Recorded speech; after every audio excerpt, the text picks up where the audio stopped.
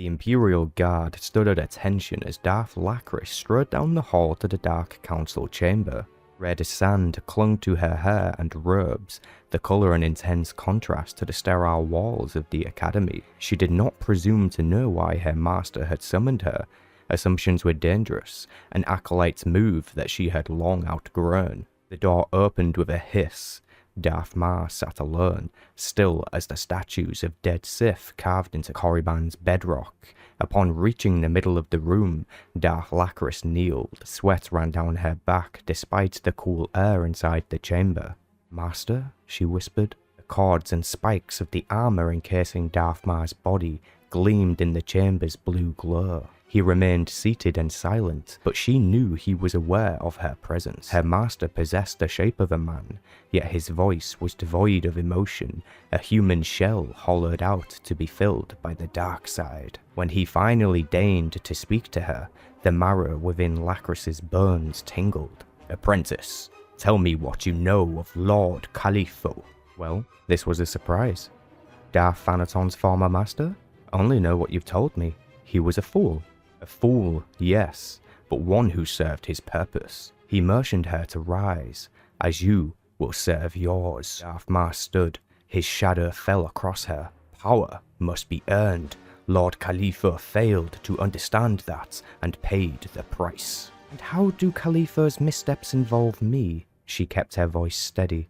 A single moment of weakness and he would seize upon it. Marr approached her with slow, deliberate steps, hands resting on the small of his back. Her master never rushed, always maintained an appearance of control. "I sense a similar hunger for power in you. Do not bother denying it."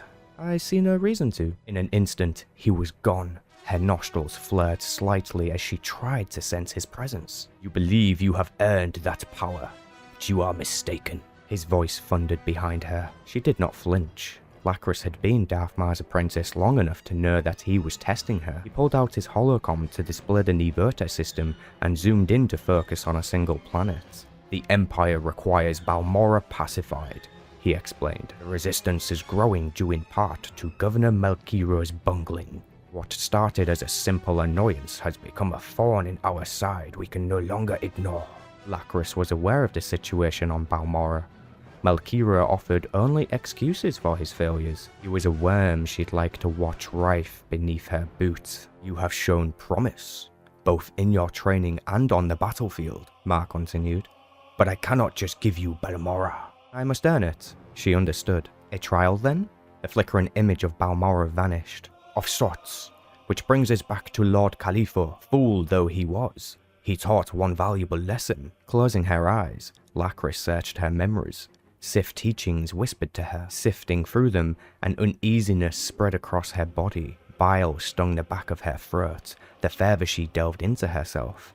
Then she found it. Foresight becomes clearest the closer you are to death. Very good. "You intend for me to experience a vision of Balmorra?" She looked at his masked face and wondered if he was smiling. Did he even have lips left to smile, or was it true that the dark side had ruined his features beyond human recognition? Darth Marr lowered his hood. His right hand detached the lightsaber from his hip. "I will push you to the brink of death. You will tell me what you see. If you lie, I will know, and I shall no longer need an apprentice." "So be it," she said, and unsheathed her own lightsaber. The rage, always waiting in the pit of her stomach, stirred. Heat washed over her limbs and heart, loosening them for battle. Darth Lachris did not hesitate. Lightning danced through her muscles and in her arm to burst from her fingertips. Marr tilted his head to miss the purple bolts. The sight of him fueled her hatred. She charged, lightsaber cutting the air above her. Lachris's roar swallowed all sound in the chamber. Darth Marr held his ground, stalwart against her attacks. Circling her master, she dashed in and out, slashing, searching for an opening. He gave her none. Lachris prepared for another assault.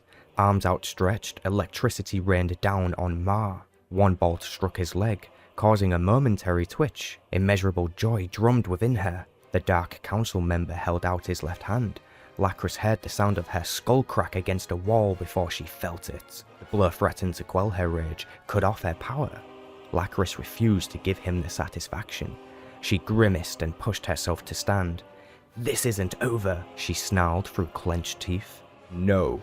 Searing white pain shot through her and melded with the hatred within, twisting it into something else. The life seeped from Lachris's paws, cracks of lightning loud in her ears, blood bubbled in scorched veins, her vision went black. With the darkness came relief. She filled her lungs with even breaths and willed her eyes to open. His voice was both distant and close. "What do you see?" Skulls. Hundreds upon thousands of skulls littered a muddy field. The soil was stained with blood, the air with smoke. A giggle of delight slipped through her lips. "Destruction, master." "Look deeper." The smoke covering the field took shape, gathering the skulls to give them false life.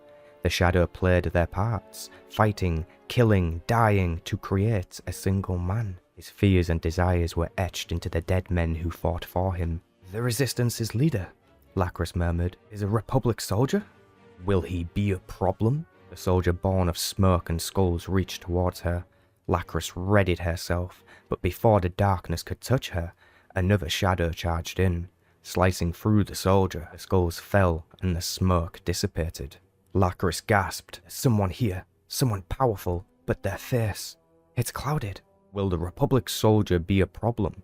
her master asked again. The field returned to ruin, her shadowy savior gone. "No." Kneeling down, she plunged her fingers into the Balmoran soil. The core spoke to her through the dry roots. The power within the planet presented endless possibilities. Lachris had never known true happiness, but holding a planet's beating heart in her fist, she couldn't help but smile.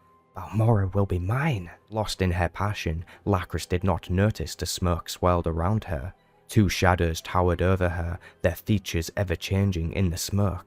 Lachris tried to pull her hands from the ground, but the roots latched onto her wrists, holding her in place. The end was swift, a splash of cold water, and then nothingness. She shivered on the dark council chamber floor. "Are you afraid?" She need not answer. The chamber reeked of her fear. The stench permeated the walls. Darth Marr raised his right hand, bringing Lachris to her feet by her throat. She clawed at the force tightening around her windpipe. Did I fail? She wondered. Retracing her steps through the vision, the memory was already hazy. "You cannot escape death. Consider this my final lesson." Darth Marr released his grip and she fell, gasping. "Only a coward runs from the inevitable. You are not a coward, my apprentice." It was the only compliment she had ever received from him. "You have done well. A shuttle awaits to take you to Sobrik. The Empire can no longer afford Melchiro's incompetence. Relieve him of his duty." Darth Lachris watched him leave, heart pounding as she considered her master's words. The future was ever changing. There was still time to alter her fate.